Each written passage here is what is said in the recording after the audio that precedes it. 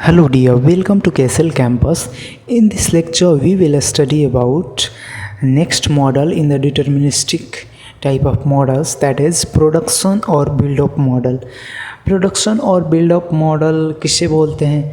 ये same at is first model की तरह है, यूक्यू मॉडल की तरह, बट उसमें जो था प्रोडक्शन रेट इनफाइनाइट था, मतलब कि उसमें प्रोडक्शन के लिए हमें टाइम नहीं लग रहा था। जैसे कि हम ऑर्डर प्लेस कर रहे थे और जैसे हमारा लेट टाइम हो रहा था तो हमारा क्वांटिटी कितना हो जा रहा था, क्यू हो जा रहा था। लेकिन इसमें जो है, इसमें थोड़ी रियल कंडीशन लेंगे, मतलब प्रोडक्शन रेट जो है उसको भी कंसिडर करेंगे और इसमें प्रोडक्शन हम कंसिडर करके और खुद ही या तो प्रोडक्ट बनाएंगे या फिर जिस कंपनी से मंगा रहे हो वहाँ पे जो प्रोडक्शन हो रहा है खुद उसके प्रोडक्शन को कंसीडर करेंगे। तो इसमें ऑर्डरिंग कॉस्ट नहीं, इसमें सेटअप कॉस्ट लगेगा। अगर हमारा खुद का ही कहीं और मैन्युफैक्चरिंग प्लांट है तो वहाँ पे प्रोडक्शन कर रहे हैं और फिर ला के यूज कर रहे हैं, कहीं और कंज्यूम कर रहे हैं या फिर सेल कर रहे हैं, तो यहाँ पे प्रोडक्शन कॉस्ट, प्रोडक्शन रेट भी, इसको भी देखते हुए चलेंगे। तो यहाँ पे ऑर्डर नहीं, यहाँ पे सेटअप करना होगा बार बार। तो ये जो है थर्ड नंबर हमारा है मॉडल। तो स्टार्ट करते हैं इसको। सबसे पहले जैसा कि सारे मॉडल्स में कर्व हम बना रहे हैं तो कर्व की हेल्प से इसको समझेंगे, उसके बाद कुछ डेफिनेशंस देखेंगे, इसके बारे में कुछ पॉइंट्स देखेंगे।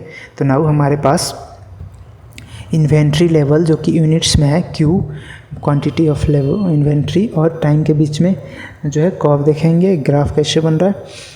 तो जैसा कि पहले वाले मॉडल में था हमारे पास कि हम यहाँ से at point t is equal to 0 कुछ हमारे पास जो क्वांटिटी क्यू होती थी वहाँ से हम जो है कंजम्पशन स्टार्ट करते थे विद एट रेट d, मतलब कंजम्पशन रेट हमारा d होता था, जो कि डिमांड भी इसको बोलते थे। और यहाँ जब री ऑर्डर लेवल पे आते थे तो यहाँ पे फ्रेश ऑर्डर प्लेस कर देते थे और उसके बाद से इसका कंजम्पशन उसी रेट से होते रहता था। फिर उसके बाद से जैसे लेट टाइम पूरा होता था, जो फ्रेश ऑर्डर होता था वो आ जाता था, हमारी जो क्वांटिटी है क्यू तक रीच हो जाती थी। बट इस केस में वैसा नहीं है। इस केस में हम जो है पी से प्रोडक्शन या फिर बिल्डअप जिसको बोलते हैं, तो प्रोडक्शन रेट या फिर बिल्डअप रेट को ही भी कंसीडर कर रहे हैं। तो अगर at T is equal to 0 पे, मतलब 0 टाइम पे सिर्फ प्रोडक्शन स्टार्ट हो रहा है, ठीक है, मतलब प्रोडक्शन सिर्फ होगा, कंजप्शन नहीं होगा एट द रेट डी जो कि है कंजम्पशन का, तो कंजप्शन नहीं होगा, सिर्फ प्रोडक्शन होगा। तो यहाँ से कुछ इस तरीके से प्रोडक्शन होते होते हमें क्यू क्वांटिटी प्रोड्यूस करनी है तो क्यू तक चले जाएंगे और उसके बाद से यहाँ से हम कंज्यूम करना स्टार्ट कर देंगे, सिर्फ प्रोडक्शन को कंसिडर करें। लेकिन इस तरह के मॉडल्स में हम क्या कंसिडर करते हैं कि पी रेट से प्रोडक्शन भी हो रहा है और क्यू रेट से उसका कंजप्शन भी हो रहा है या फिर सेल भी हो रहा है, ठीक है, डी रेट से उसका सेल भी हो रहा है। तो पी रेट से प्रोडक्शन और जब डी रेट से सेल हो रहा है तो इसमें से माइनस होगा, तो प्रोडक्शन माइनस कंजप्शन चलते रहेगा साथ में। तो जैसे हमारे पास कोई टारगेट है कि 500 यूनिट हमें प्रोड्यूस करना है आफ्टर सेटअप, जैसे T is equal to time t 0 पे हमने सेटअप कर लिया है, प्रोडक्शन स्टार्ट कर दिया, तो 500 यूनिट हमें प्रोड्यूस करना है, q is equal to 500 produce करना है, ठीक है। तो अगर सिर्फ 500 यूनिट्स प्रोड्यूस करते तो इस तरह से हमारा ग्राफ जाता, और यहाँ जब 500 यूनिट यानी q is equal to 500 receive हो जाता 500, तो ये जो है वहाँ पे हम रोक देते प्रोडक्शन। बट p रेट से प्रोड्यूस कर रहे हैं और d रेट से कंज्यूम कर रहे हैं, तो जब तक हमारा 500 यूनिट्स प्रोड्यूस हो रहा है तब तक हम इसमें से d रेट से, यानी मान लो कि 200 यूनिट कंज्यूम कर जा रहे हैं, तो हमने 500 यूनिट प्रोड्यूस तो कर दिया, जितने 500 यूनिट हमें चाहिए होगा बनाना था, लेकिन 200 कंज्यूम भी कर दिया, तो हमारे पास बचा कितना, 300 यूनिट्स बचा, ठीक है। तो वहीं यहाँ पे दिखा रखा है रेड लाइन से कि P माइनस डी रेट से जो फाइनल हमारे पास इक्विवेलेंट प्रोडक्शन रेट आ रहा है, तो P से प्रोड्यूस कर रहे हैं, D से कंज्यूम कर रहे हैं, दोनों का इक्विवेलेंट मिला के P माइनस डी रेट आ रहा है। और यहाँ पे प्रोड्यूस करना था 500 यूनिट्स, तो 500 यूनिट्स तो प्रोड्यूस किया, लेकिन 200 यूनिट्स कंज्यूम भी कर लिया, तो बचा कितना इफेक्टिव, 300 यूनिट्स यहाँ पे बचा, जिसको कि QM बोलेंगे। QM क्या है, मैक्सिमम इन्वेंट्री लेवल, मतलब यहीं तक जा सकता है, इससे ऊपर तो जाएगा नहीं, क्योंकि हर बार हम कंज्यूम कर लेंगे, 500 बनाएंगे तब तक 200 कंज्यूम कर लेंगे, 300 बचेगा। ठीक है, तो यहाँ पे कितना बचा हमारे पास 300 यूनिट्स बचा। तो 300 यूनिट्स का आप कंजप्शन स्टार्ट करेंगे, क्योंकि जितना हमें प्रोडक्शन करना था 500 यूनिट्स कर दिया। तो इसका सिर्फ आप कंजप्शन स्टार्ट करेंगे with the rate of D से कंज्यूम कर रहे हैं या फिर डिमांड इसकी है।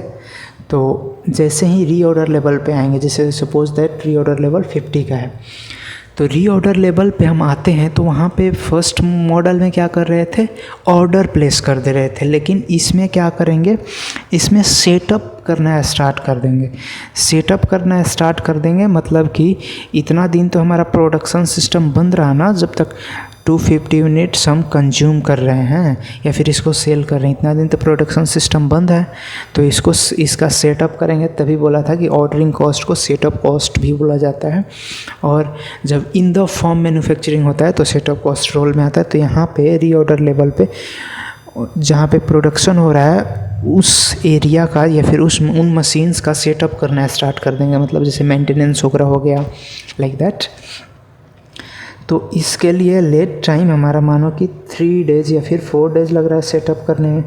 तो जब तक हमारा इन्वेंट्री 0 पे आ रहा है, मतलब क्यू 0 पे आ रहा है, जो कंजप्शन रेट है उसे कंज्यूम करते हुए इन्वेंट्री का लेवल यानी क्यू का लेवल 0 पे आ रहा है, तो हम क्या कर रहे हैं, हमारा सेटअप हो जा रहा है, प्रोडक्शन पी रेट से फिर से स्टार्ट कर दे रहे हैं। और यहाँ से प्रोडक्शन पी रेट से स्टार्ट करा और डी रेट से कंज्यूम करा। फिर हमारे पास कितनी टारगेट थी, 500 यूनिट्स की।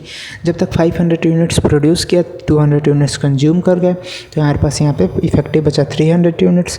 फिर 300 यूनिट्स को डी रेट से कंज्यूम करने लगे। जैसे हमारे पास रीऑर्डर लेवल रीच हुआ, यानी 50 यूनिट्स हुआ आफ्टर कंज्यूमिंग 250 यूनिट्स, तो फिर से यहाँ पे सेटअप यहाँ पे स्टार्ट कर दिए। अब सेटअप स्टार्ट करने में फिर से 3 से 4 दिन जो भी लीड टाइम हमारे पास है, मान लो 3 डेज़, तो 3 डेज़ का टाइम लगा। तब तक हम डी रेट से कंज्यूम कर रहे हैं, यहाँ पे इन्वेंट्री 0 हुआ 3 डेज़ के बाद में, तब तक फिर से पी रेट से प्रोडक्शन स्टार्ट कर दिया। सेम इसी तरह से कर्व कंटिन्यू करेगा। बस इसमें अंतर ये है कि इसमें प्रोडक्शन को भी कंसीडर कर रहे हैं कि हम प्रोडक्शन कर रहे हैं, और ऑर्डरिंग के कॉस्ट की जगह पे सेटअप कॉस्ट यहाँ पे रोल प्ले में आ रहा है। अब यहाँ पे कौन सी चीज़ क्या है आपको एक बार और मैं बता दूँ। पी जो है प्रोडक्शन या फिर बिल्डअप रेट है, डी कंजप्शन रेट है, क्यू जो है इतना हमने टारगेट रखा है, इतनी इन्वेंट्री बनानी है, बट इतना बनते बनते हमारे पास कितना कंज्यूम होता जा रहा है साथ में, तो बच कितना रहा है, मैक्सिमम इन्वेंट्री लेवल क्यू बच रहा है। और ROL आपका है रीऑर्डर लेवल, जो कि आपको पता है। तो रीऑर्डर लेवल पे या तो ऑर्डर प्लेस करेंगे या फिर उसका सेटअप स्टार्ट कर देंगे प्रोडक्शन सिस्टम का। नाउ TP जो है ये नया टर्म इसमें आया है, जो है टाइम ऑफ प्रोडक्शन। हमें 500 यूनिट बनाने में कितना टाइम लग रहा है, TP। फिर यहाँ पे प्रोडक्शन स्टार्ट कर रहे हैं तो 500 यूनिट्स बनाने में हमें टाइम TP लग रहा है।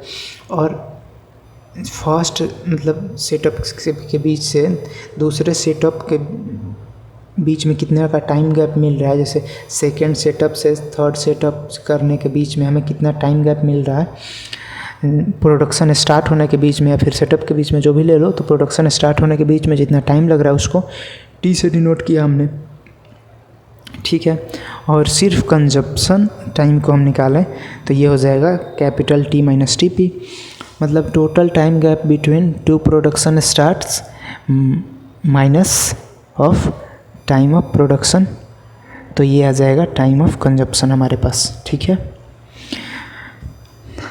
अब आशा करता हूँ आपको सारी चीज़ समझ में आ गई हो। LT जो है लेट टाइम है, जितने देर में सेटअप हम कर ले रहे हैं मैन्युफैक्चरिंग प्लांट का। Now this model is similar to first model, that is EO की इकोनॉमिक ऑर्डर क्वांटिटी के सिमिलर ही हैं। द ओनली डिफरेंस इज़, जो अलग से डिफरेंस है, inventory buildup is gradual rather than instantaneous. मतलब उसमें इन्वेंट्री बिल्डअप जो था वो इंस्टेंटेनियस था, मतलब जैसे आया ऑर्डर किया, रीऑर्डर लेवल पे ऑर्डर किया, फिर उसके बाद से तुरंत इन्वेंट्री क्यू लेवल पे पहुंच जाता था। लेकिन इसमें वैसा नहीं है, इसमें रीऑर्डर लेवल पे हुआ, फिर उसके बाद से सेटअप किया कुछ दिन में, फिर उसके बाद से बिल्डअप किया, कंज्यूम भी कर रहे हैं, तो इस तरह से जा रहा है, ग्रेजुअल हो रहा है, ना कि इंस्टेंटेनियस हो रहा है। अब जो है इसके फॉर्मूला में जो नोटेशन यूज़ करेंगे उसको देख लेते हैं। तो क्यू किस लिए यूज़ करेंगे, क्वांटिटी टू बी प्रोड्यूस, जितनी क्वांटिटी हमें प्रोड्यूस करनी है, जैसे 500 क्वांटिटी प्रोड्यूस करनी थी, तो और मैन्युफैक्चर इन एवरी सेटअप, एक सेटअप में जितनी क्वांटिटी बनाएंगे, ठीक है। तो इसकी यूनिट होगी यूनिट्स पर सेटअप। नाउ C0 जो है यहाँ पे कॉस्ट ऑफ वन सेटअप है, कॉस्ट ऑफ वन ऑर्डर नहीं, यहाँ पे ऑर्डर प्लेस तो कर ही नहीं रहे हैं, सेटअप कर रहे हैं मैन्युफैक्चरिंग प्लांट का। तो कॉस्ट ऑफ वन सेटअप, ये RS पर सेटअप में इसका यूनिट होगा। नाउ जो P जो है वो प्रोडक्शन रेट या फिर बिल्डअप रेट है, D जो है डिमांड रेट या फिर कंजप्शन रेट है, और TP जो है प्रोडक्शन या फिर मैन्युफैक्चरिंग साइकिल टाइम है। कितना मैन्युफैक्चरिंग साइकिल टाइम लग रहा है, एक बार जितना हमने Q बनाना है, यानी जैसे 500 यूनिट्स बनाना, तो 500 यूनिट्स बनाने में कितना टाइम लग रहा है उसको TP बोल रहे हैं। नाउ अब एक चीज़ आपको पता है, Q is equal to total time for their consumption और डिमांड रेट, दोनों को मल्टीप्लाई करेंगे तो Q की वैल्यू आ जाएगी। जैसे Q हमारे पास 500 यूनिट्स हम प्रोड्यूस कर रहे हैं, तो टोटल टाइम फॉर कंजप्शन और इनटू में कंजप्शन रेट, तो ये क्या आ जाएगी, कैपिटल Q। या फिर दूसरे शब्दों में इसको बोलें या फिर दूसरे टर्म्स में बोलें तो Q is equal to total time required for production, that is TP, और प्रोडक्शन रेट, इसको ही मल्टीप्लाई करेंगे तो कैपिटल Q यानी 500 आ जाएगी, जो 500 हम कंसीडर कर रहे थे। तो कैपिटल Q की वैल्यू हमारे पास आ जाएगी, जो क्वांटिटी हमें प्रोड्यूस करनी है, दोनों फार्मूले से। अब यहाँ इस फार्मूले से हम TP की वैल्यू निकालें, किस लिए निकाल रहे हैं, क्योंकि ये यूज होगा Q एवरेज निकालने में। यहाँ पे हमें एवरेज निकालना पड़ेगा अलग से, क्योंकि पहले वाले मॉडल में जो है एवरेज तो Q/2 हो जा रहा था, लेकिन यहाँ पे कुछ डिफरेंट होगा, बिकॉज यहाँ पे इंस्टेंटेनियस बिल्डअप या फिर प्रोडक्शन नहीं हो रहा। तो TP क्या हो जाएगा इस फॉर्मूले से, TP is equal to capital Q, मतलब quantity to be produce divided by production rate. ठीक है। अब एक चीज़ आप देखो, जैसे Q निकालने के लिए तो आप क्या कर रहे हो, यहाँ पे देखो टाइम फॉर प्रोडक्शन और प्रोडक्शन रेट को मल्टीप्लाई कर रहे हो, तो ये कैपिटल Q आ जा रहा है। ठीक है। तो सेम उसी तरीके से अगर आप ये रेट और मल्टीप्लाइड बाई ये टाइम, मतलब हमारे पास टाइम कितना है TP जो प्रोडक्शन टाइम है, और रेट कितना है P माइनस T यानी production rate minus demand rate, तो क्या आ जाएगा हमारे पास ये वाली हाइट यानी कि QM की वैल्यू आ जाएगी मैक्सिमम इन्वेंट्री लेवल की। ठीक है। जिस तरीके से ये आया था P इंटू TP करके, तो QM की वैल्यू निकालनी है तो सेम इसी फॉर्मूला कंपेयर करते हुए निकाल दिया हमने। QM is equal to TP time of production और rate effective rate of production, तो P माइनस T। ठीक है। QM क्या है, मैक्सिमम लेवल ऑफ इन्वेंट्री। अब यहाँ पे QM की वैल्यू निकालनी है तो TP यहाँ पे पुट कर देंगे, क्या होगा यहाँ से लाके, तो फाइनल हम जब TP की वैल्यू पुट करेंगे तो QM इज इक्वल टू कुछ इस तरीके से आ जाएगा, QM is equal to TP की वैल्यू Q/P इंटू में P माइनस D। ठीक है। तो अगर हम P को इसके अंदर मल्टीप्लाई कर दें तो Q और into P minus D upon में P, तो फाइनल इफेक्टिव फार्मूला हमारे पास QM का क्या आ जाएगा, Q into P minus D/P। ठीक है।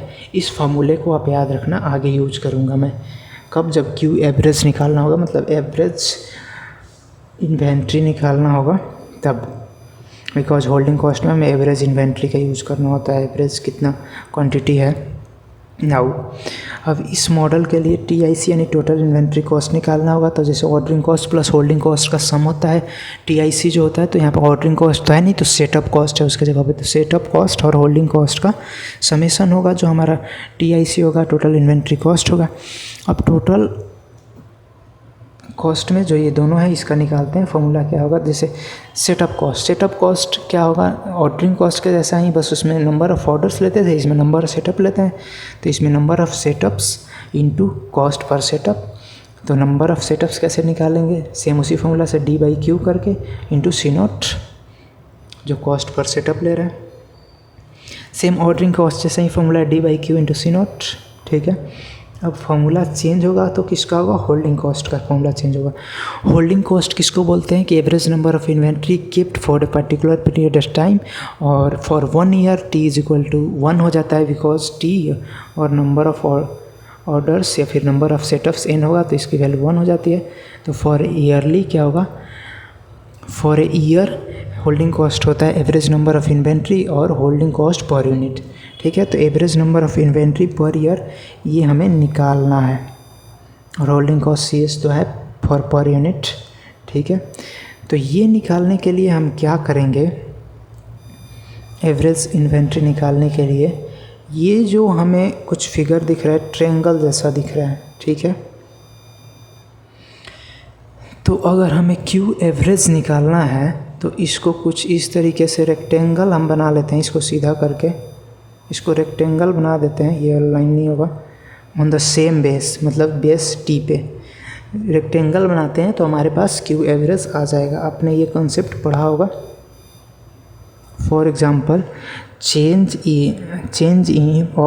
change of a triangle into a rectangle keeping the base same, then the height will be the average value। जो height होगी वो एवरेज वैल्यू हमें देती है, तो यहाँ पे क्यू एवरेज निकालना है।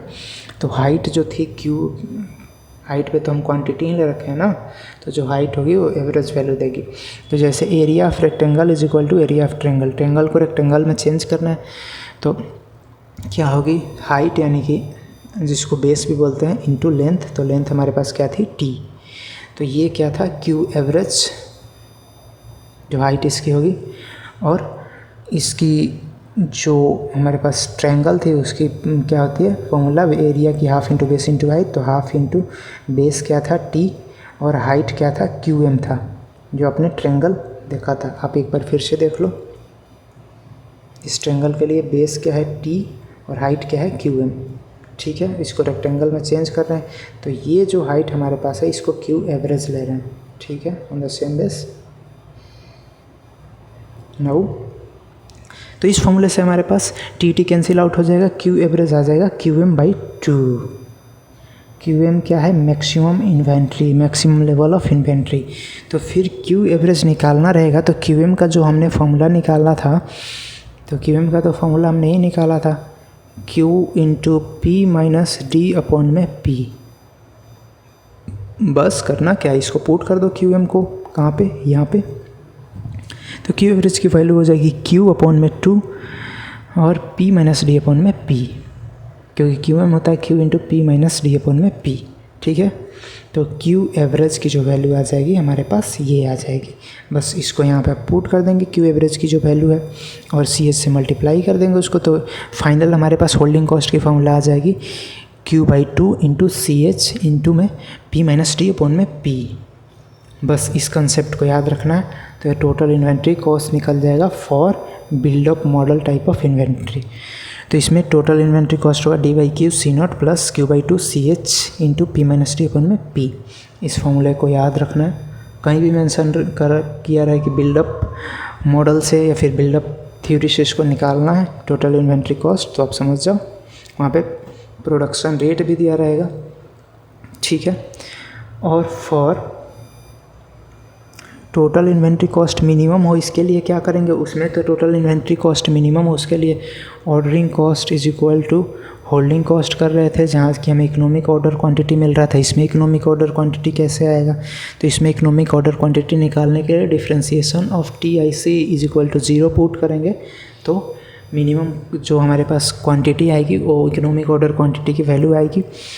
तो इसको 0 करके पुट करते हैं। तो सबसे पहले इसका डिफ्रेंसिएशन कर लेते हैं, फिर इसका करेंगे, क्योंकि नेगेटिव में आएगा जब डिफ्रेंसिएशन करेंगे तो, ठीक है, विद रिस्पेक्ट टू क्वांटिटी। तो इसका करेंगे तो Q का डिफ्रेंसिएशन 1 हो जाएगा, तो कितना बच जाएगा हमारे पास C/2 upon into P minus D upon में P, ठीक है, ये इतना बच जाएगा। फाइनली इसका करेंगे जब डिफ्रेंसिएशन, तो माइनस साइन इसलिए आएगा क्योंकि यहाँ पे Q नीचे में है, तो DQ⁻⁻1 और C0 ऊपर में जाएगा। जब इसका डिफ्रेंसिएशन करेंगे तो कुछ इस तरीके का टर्म आएगा, D इंटू C0 नीचे में Q आ जाएगा, स्क्वायर आ जाएगा। क्यों, क्योंकि डिफ्रेंसिएशन किसका करना है, D/C0 और Q⁻⁻1। जब डिफ्रेंसिएशन करेंगे तो -1 पहले बाहर आ जाएगा और हो जाएगा D/C0 Q⁻⁻2, ठीक है।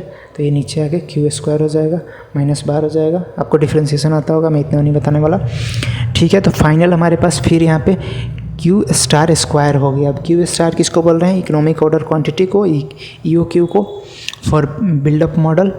तो क्यू स्टार की वैल्यू जो आ रही है और root over 2d C0 by CH into में P into P minus D, same वैसा ही फॉर्मूला आ रहा है, बस एक्स्ट्रा टर्म जो आ रहा है कि मल्टीप्लाई हो जा रहा है रूट के अंदर में ही P into P minus D से। ठीक है, बस ये चीज़ आपको याद रखना है बिल्डअप मॉडल जब लेते हैं तो। नाउ सेम इसी में अगर चाहें तो डिटर्मिनिस्टिक मॉडल में कन्वर्ट हो सकता है। कैसे? जब P is equal to infinite ले लें, मतलब जो प्रोडक्शन रेट है उसको इन्फाइनाइट ले लें, क्योंकि जो यो क्यू मॉडल था उसमें प्रोडक्शन रेट इन्फाइनाइट था। ऑर्डर करते थे, आता था, फिर क्यू तक रीच हो जाता था तुरंत, उसमें प्रोडक्शन के लिए हम थोड़ा भी टाइम काउंट नहीं करते थे।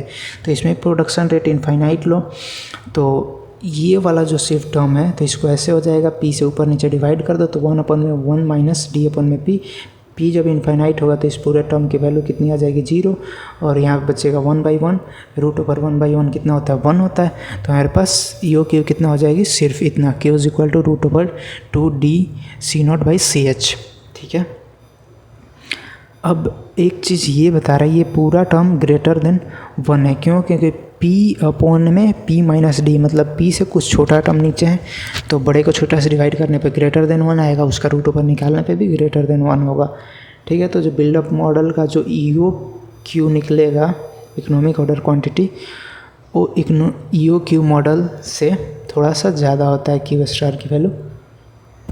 ठीक है, और यहाँ पे इकोनॉमिक ऑर्डर क्वांटिटी पे बिल्डअप मॉडल में क्या होता है, setup cost is equal to holding cost, मतलब सेटअप कॉस्ट जो होगा होल्डिंग कॉस्ट के बराबर होगा, तब TIC आपका जो होगा मिनिमम होगा। ठीक है, वहाँ पे ordering cost is equal to holding cost था, क्योंकि वहाँ पे ऑर्डर कर रहे थे, यहाँ पे हम सेटअप कर रहे हैं। ठीक है, तो एट यो की इकोनॉमिक ऑर्डर क्वांटिटी पे क्या होगा, आपका setup cost is equal to holding cost. जब ये वाला फार्मूला अप्लाई करेंगे तो सेम उसी तरीके का फार्मूला आएगा, बस अलग सा एक टर्म होगा उससे मल्टीप्लाई हो जाएगा। तो TIC is equal to root over d C0 CH जो कि आपका यो क्यू मॉडल में था, इसको मल्टीप्लाई कर देंगे एक नए टर्म से, root over P minus D upon में P। बस आपको ये चीज़ याद रखना है, जो क्यू स्टार में होता है वहाँ पे होता है P अपॉन में P माइनस डी, और जो TIC स्टार यानी कि इकोनॉमिक ऑर्डर क्वांटिटी पे टोटल इन्वेंट्री कॉस्ट की जो वैल्यू होती है वहाँ पे होती है P माइनस डी अपॉन में P, और दोनों रूट ओवर में होता है। ठीक है, बस यही चीज़ आपको याद रखना होता है। Now thank you for the class, इस लेक्चर में इतना ही।